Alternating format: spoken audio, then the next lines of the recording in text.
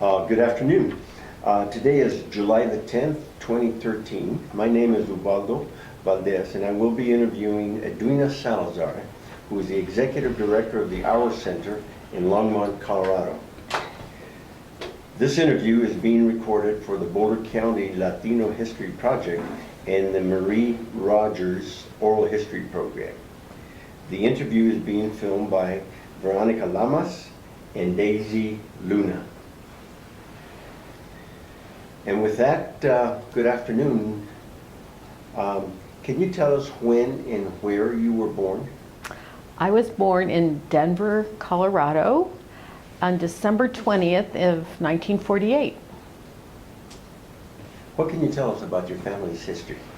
Well, my family, my father's family was one of the settlers of the San Luis Valley in Colorado. The Salazar family is actually of Jewish heritage. They are that group of Jews that traveled to northern New Mexico and southern Colorado when Colorado was still part of Mexico.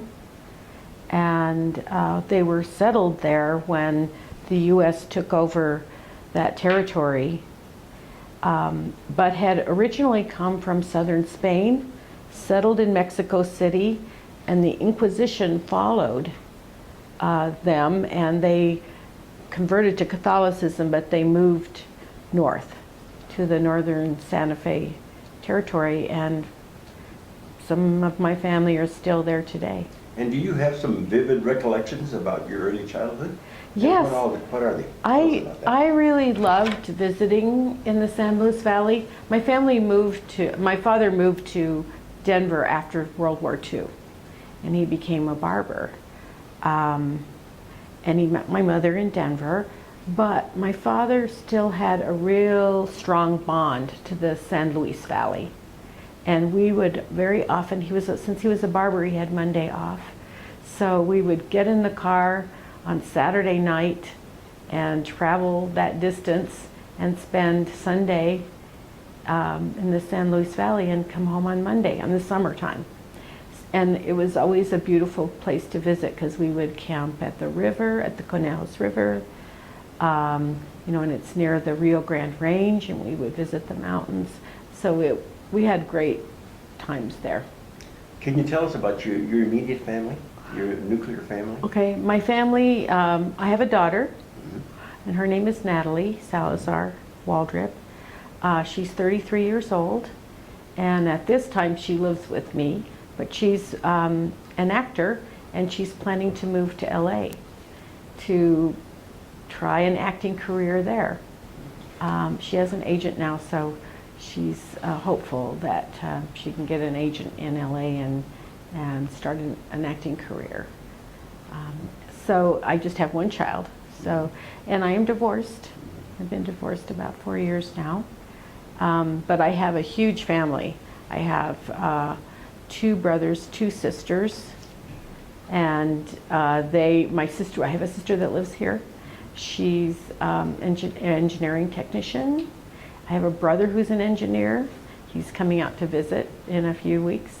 And I have a brother in Denver and a sister in Omaha. And then I have about 100 first-degree cousins. And my father had 12 brothers and sisters, and my mother had 9 brothers and sisters. So I have relatives everywhere. And it's a very great feeling to have so many people supporting you and loving you, and having, we have great family reunions where there are 200 or 300 people there. If you give some thought to that, can you think of some of the more intimate little conversations that you had with your mom, with your dad, with any one of your relatives that would sort of reflect on your history and the impressions that it had on you? Yeah, my family actually has some roots in Boulder County. My great-grandparents are buried in the Erie Cemetery, the old historic Erie Cemetery.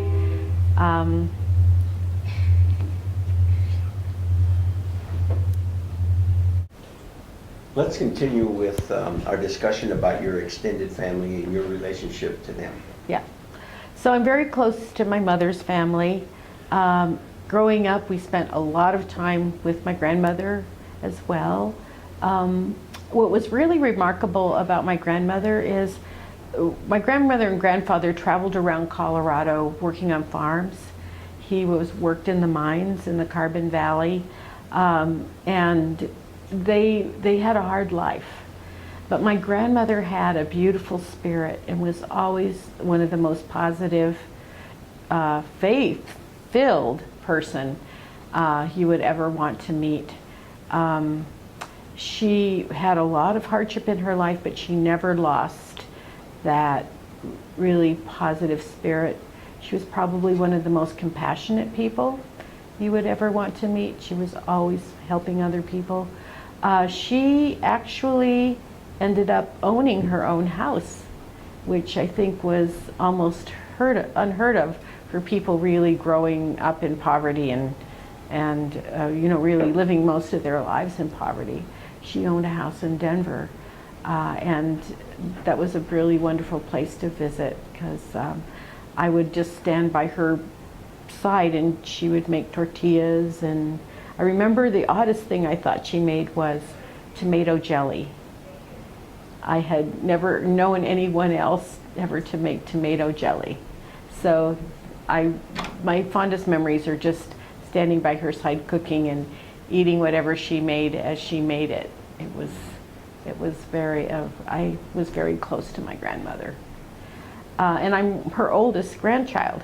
So I'm the oldest of about 50 cousins on that side of the family. And then my father's family, I said earlier, he had 12 brothers and sisters. And what I knew about them is that there were so many kids in that family that really his older sisters ended up raising him. He didn't have a lot of contact with the parents because there were so many children to be raised at that time. And both my grandmothers had children in the space of 25 years. So on my mother's side, I have an aunt that's just 3 years older than I am.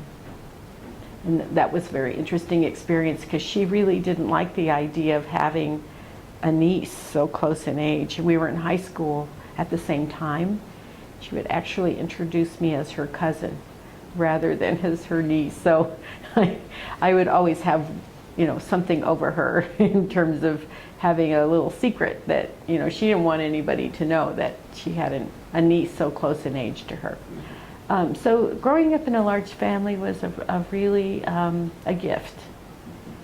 Do you recall any single incident that you may reflect back on time and time again that either had a lasting effect on your memory or that either positive or negative that you recall yet today?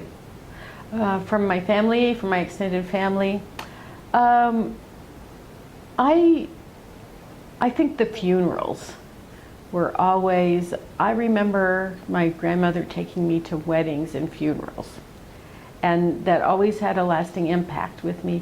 I feel like I'm more comfortable with death as a result because I was exposed to a lot of it.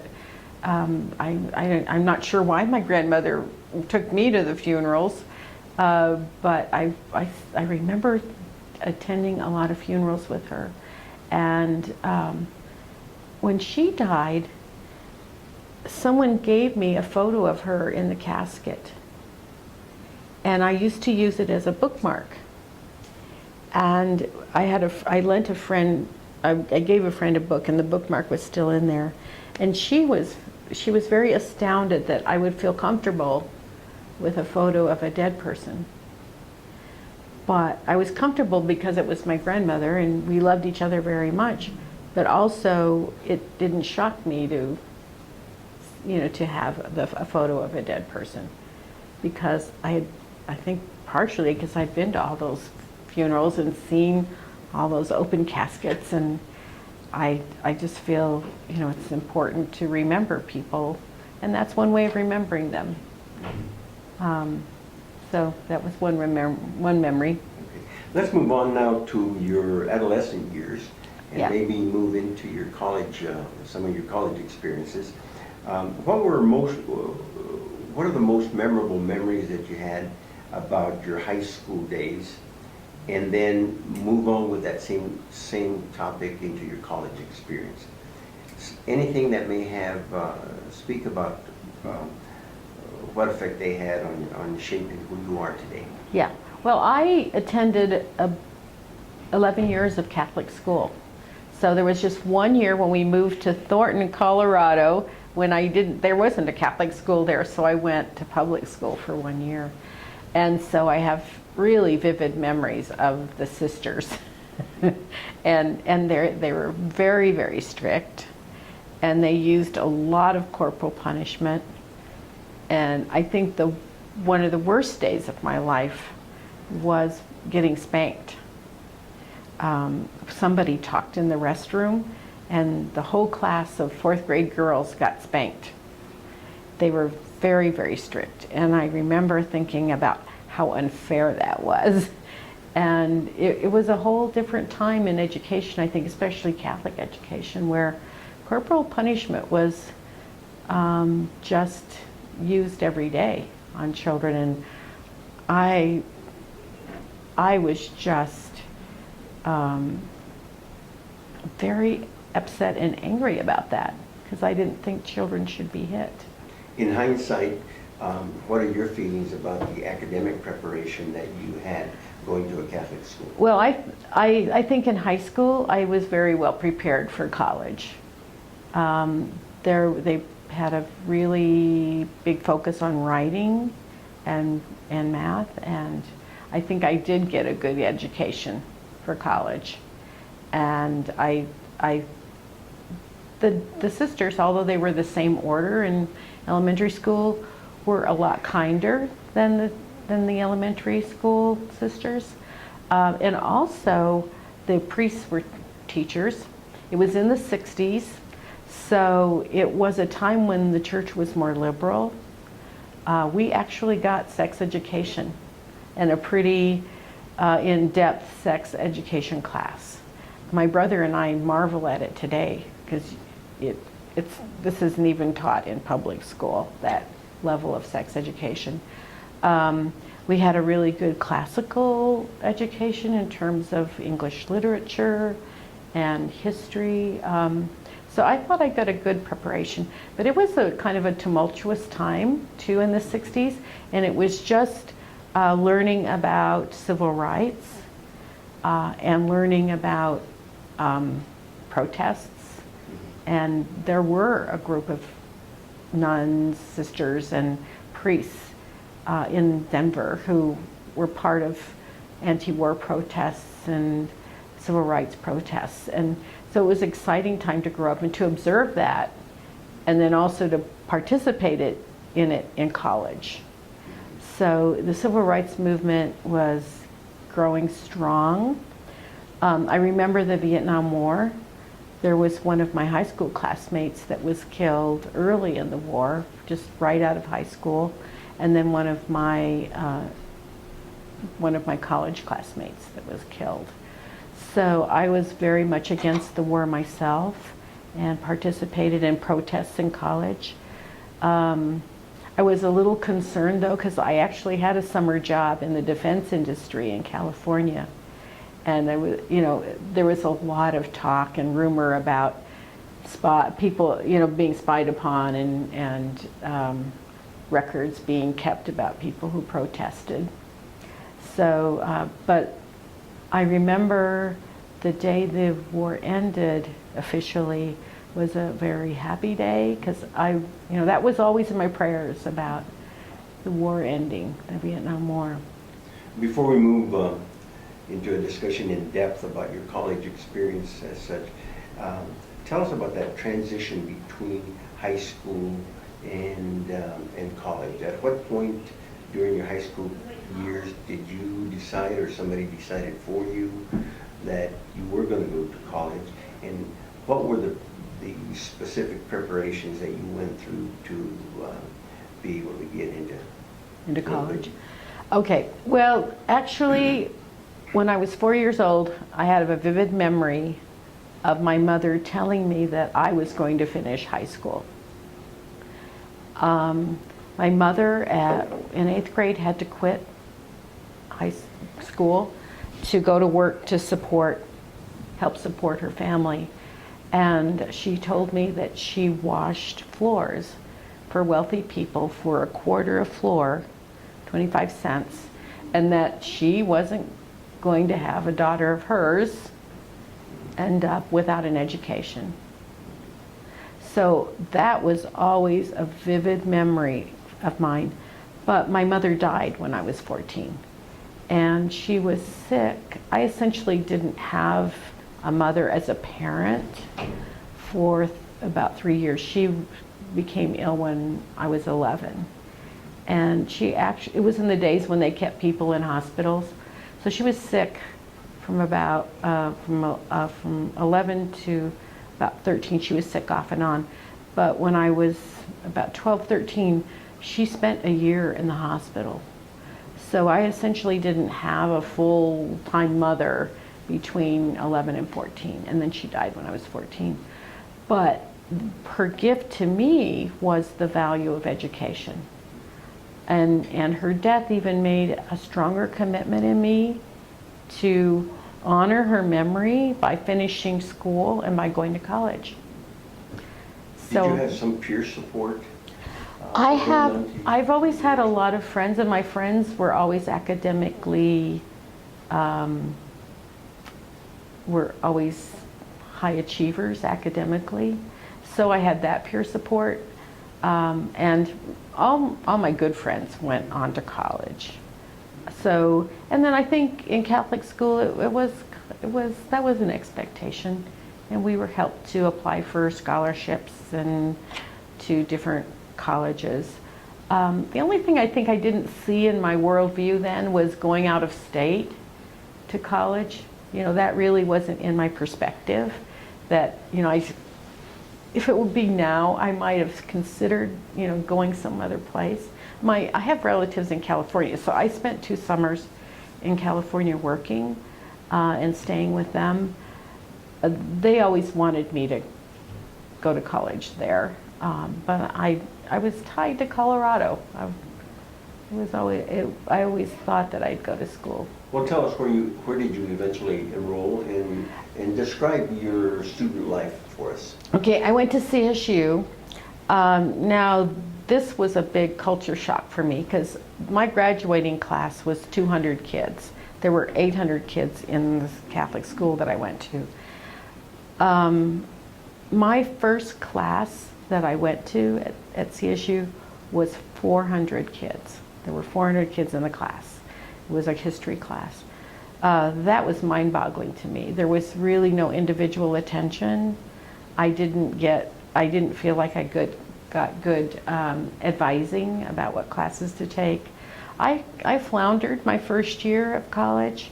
I had good friends, but I graduated the 9th in my class from high school, and I struggled academically the first year in college. But what did happen in my sophomore year is I discovered what I wanted to do. I took my first social work class, and I knew that really was what I wanted to do. That was kind of the occupation that I was leaning towards, but I decided that was it for me. That was really my calling. When I was in high school, I was in a car accident, and I had a broken neck, a broken arm, and broken ribs, and I had all of the flesh and skin scraped off of my knees.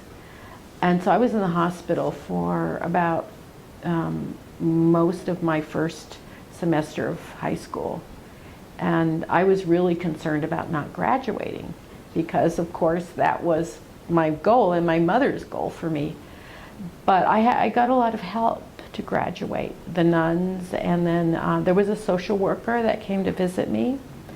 And because my father didn't have a lot of resources, they actually got things for me to be able to read the books and to turn in the schoolwork. And I really appreciated that social worker's help. And I always thought, you know, I would like to be able to help people like that. So when I discovered these social work classes at CSU, this is really what I want to do in my life. I really want to help people and help them reach their goals. So as soon as I discovered what it is I wanted to do, my academics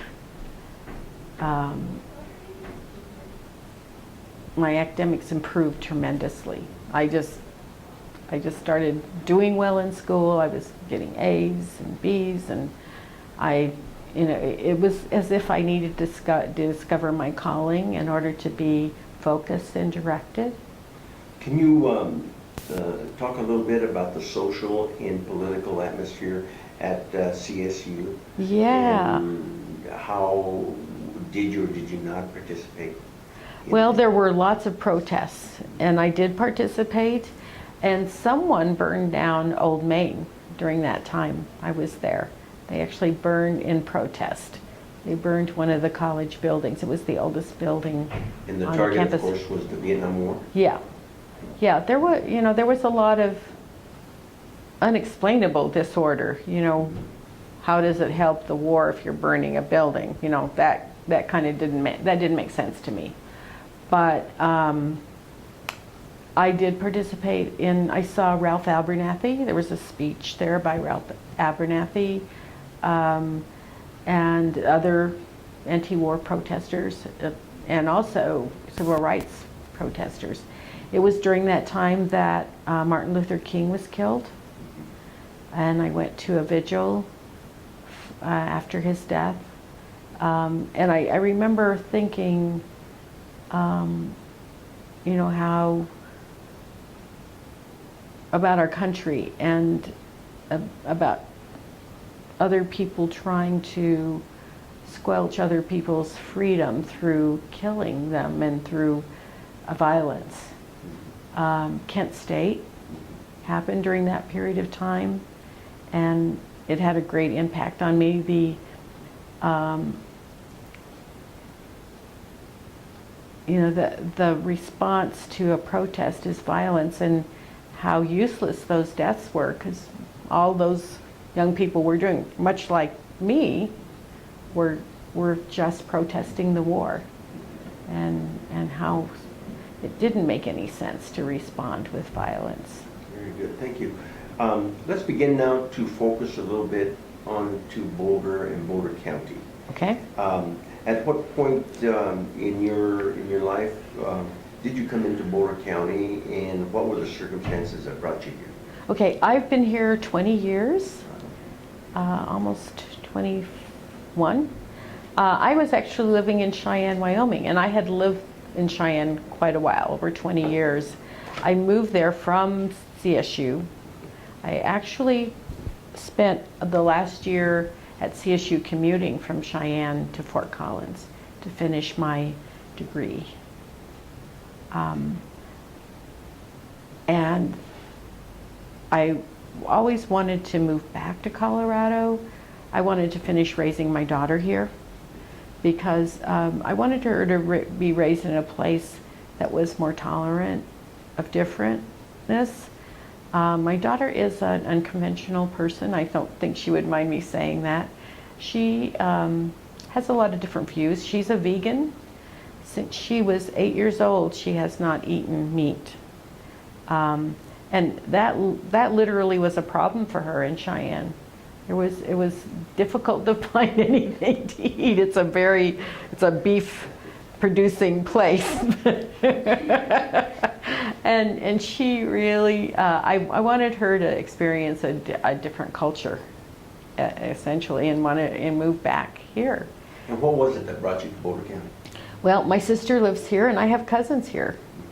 And it was not as big as Denver, and it really appealed to me as a small town atmosphere, a growing place, and having a really community spirit. I was always impressed with Longmont, so I moved here. Very good. And the sequence of employment? Well, I actually worked in Denver for 2 years at Big Sisters of Colorado. And I really loved the job of facilitating mentoring of young women. That very much appealed to me. I really believe in coaching and mentoring. I think that that's a process that is affirming for both people, for the people that are being mentored and the people that are actually in those relationships. I believe that change takes place through relationships, and their lives can be transformed through having supportive relationships. So that was a great job. However, the commute was very difficult, and it took me too many hours away from my family and my daughter. So I looked for a job here, and I was hired at the city in a new youth project, a neighborhood youth project. It was called Longmont, a Community That Cares. And it was designed to make resources more accessible to the neighborhoods, to the youth in the neighborhoods. It's very much connected with the youth center and developing resources for youth development. I really loved that job. That's when I really got to know Longmont and really came to appreciate Longmont for the outstanding spirited community that it is. Did you encounter any circumstance or series of circumstance that may have proven to be a challenge and or an inspiration to you as you entered the world of work here? Yeah, one of the I guess most profound experiences that I had concerned the Kensington neighborhood, the neighborhood in which the 2 young men were killed in the 80s by the police. We had some resources to create a work of art in Kensington Park, and that work of art is still there. It's that mosaic, the adobe mosaic that's in the middle of the park. When we brought the community and the artists together to create the mural, they developed a theme of the neighborhood, and one of the incidents they wanted to place in the mural was the incident where the young men were killed, to honor them and to honor their families, because their families are still nearby.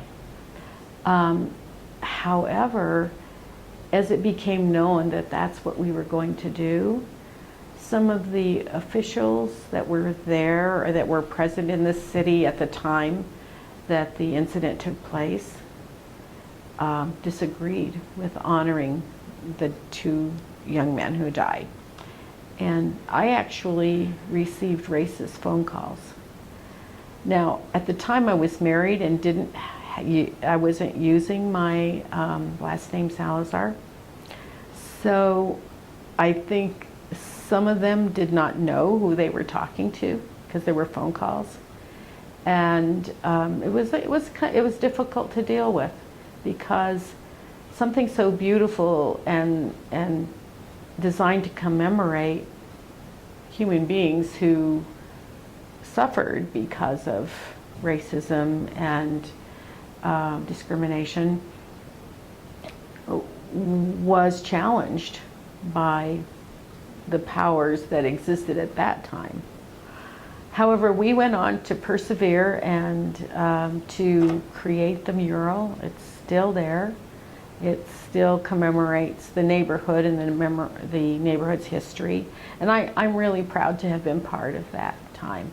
But it also was a flashback to a different time when racism was very open in Longmont, and where there were signs in the windows of, no Mexicans, no dogs. And people told those stories while we were producing that work of art. And were you able to bring together um, your feeling of being a change agent with Yeah. the requirements of your job? Yes, I was. I really felt that I was able to better connect the neighborhoods with government. We had many, many public meetings where we facilitated the police officers talking with the neighborhoods and creating that community policing culture that Longmont has today. I worked greatly, got to know the police department, Mike Butler, and Gordon Peter was city manager at the time. Karen Roney was my supervisor. We had many facilitated meetings where we brought the community and the police and the city departments together, really enhancing those relationships to create change in the community. So I was happy to be part of that. We interviewers know very little about the Hour Center, but it appears that what you're telling us was very, very good preparation for the work that you currently do. Can we now focus on the Hour Center in your present position? Tell us, describe for us, if you would, the role of the Hour Center in the Longmont community, and describe in detail the services that are provided. Okay. The Hour Center is the safety net for people in need in Longmont. We provide the elements of survival that help people get through a time of crisis and then hopefully move on to self-sufficiency. So we provide everything that people need to continue to survive in a tough economy. We provide food. We have a very large feeding program.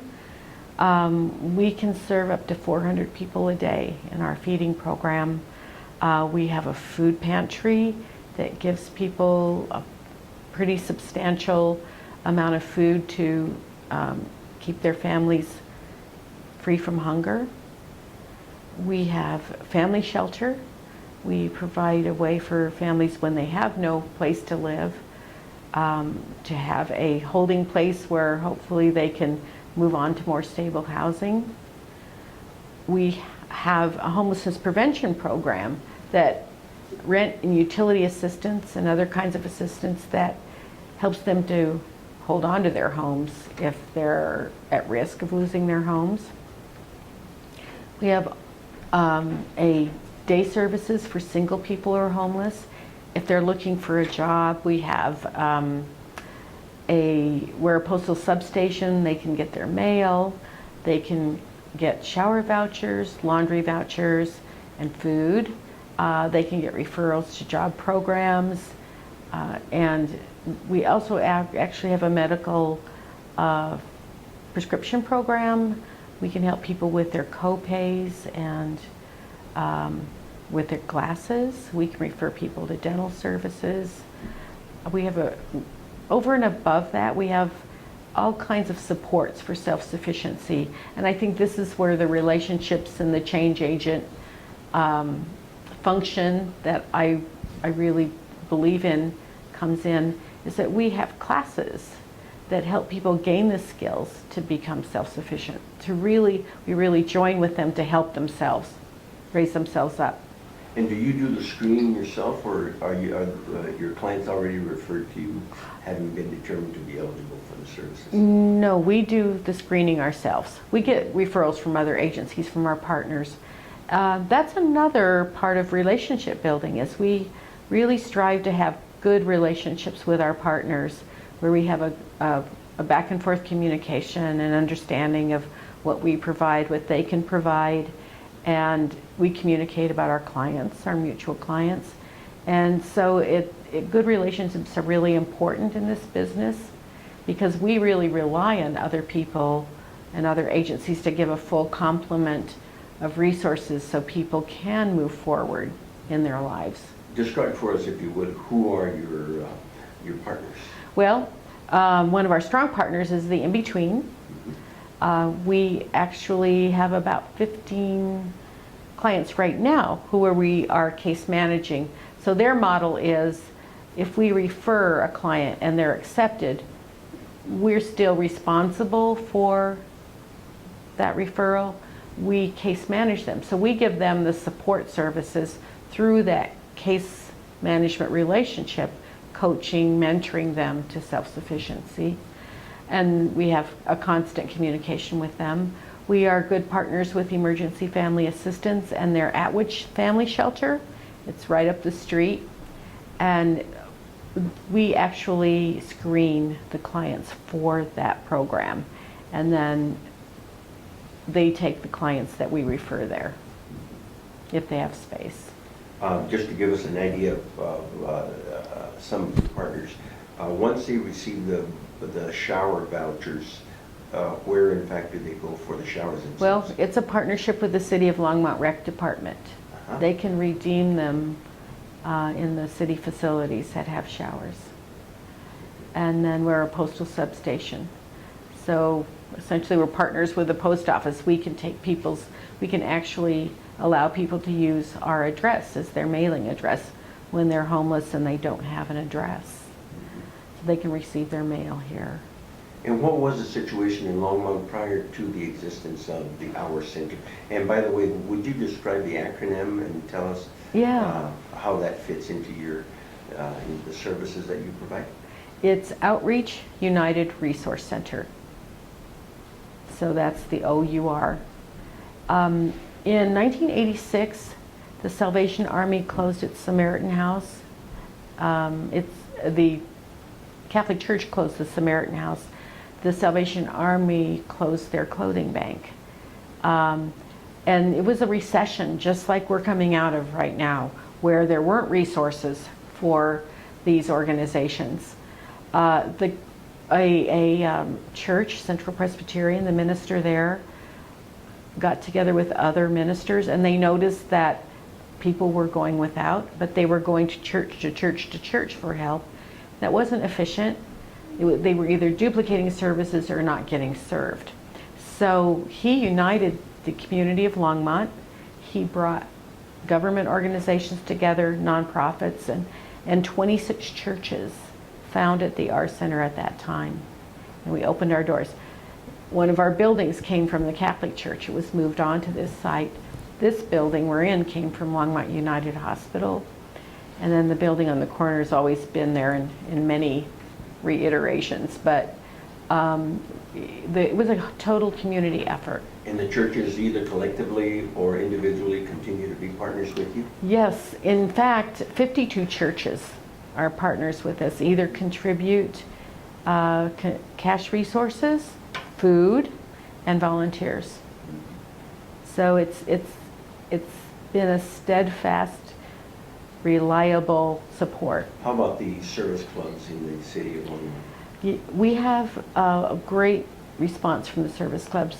All the Rotary clubs support us in one degree or another. Kiwanis does. Any of the other service clubs. There are lots of women's clubs that support the R Center. Very good. The next question, I think you've already alluded to in a sense, but without putting words in your mouth, let me ask you this question. You obviously have developed a professional philosophy for yourself. Can you tell us what that philosophy is and how you incorporate that thinking into the manner in which you address your leadership role? Well, first of all, I'm a social worker. I have the bachelor's degree in social work, but I also have a master's degree in social work. And with that comes a professional orientation, a professional value system. So I always use that as my rudder, as a guiding force in whatever leadership I have. So we have an ethical code in social work that we respect everyone, no matter who or what they are, that we honor differences, and that we value difference. That it's not only honoring it, but our society is a richer society if we value difference. So I use that as my rudder, that we really are a healthier society if we value difference. I also believe in empowerment, helping people to be everything that they can be, and helping them to identify their gifts, what they're good at, and to actually coach them and mentor them in their gifts.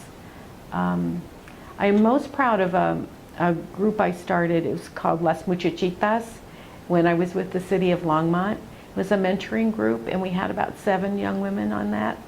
And the wonders of Facebook have connected me with 5 of those young women.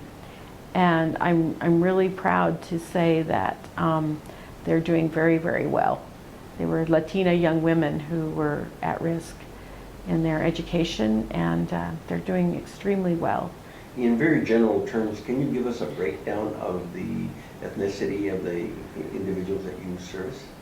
Yeah, about 40% are Latinos, and 55% are either white, or we have a growing African American population, and some Native Americans and some Asian. Yeah. Very good.